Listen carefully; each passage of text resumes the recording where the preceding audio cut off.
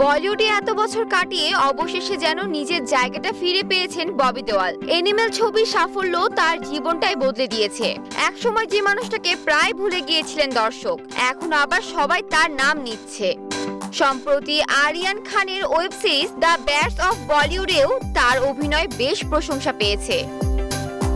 তবে এই জায়গায় আসা একেবারেই সহজ ছিল না। 1995 সালে বার্সাত দিয়ে শুরু হয় ববির যাত্রা। প্রথম দিকের ছবিগুলো যেমন গুপ্ত, সোলজার, আজনাবি সবই হিট, কিন্তু ধীরে ধীরে কাজ কমে যায়। আলো থেকে দূরে সরে যান তিনি। সেই হতাশা থেকেই নেশায় জড়িয়ে পড়েন।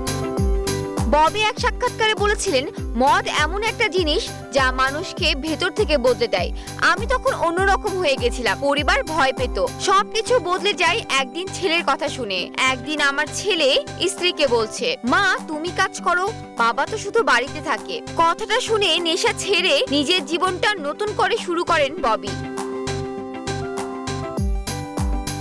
এখন তিনি আগের চেয়ে অনেক শান্ত, আত্মবিশ্বাসী। সবচেয়ে কৃতজ্ঞ তিনি স্ত্রী তন্নার প্রতি। সব খারাপ সময়ে পাশে থেকেছেন তিনি। ববি নিজের ভাষায় বলেছেন, অন্য কেউ হলে হয়তো আমাকে ছেড়ে যেত, তন্না তা করেনি।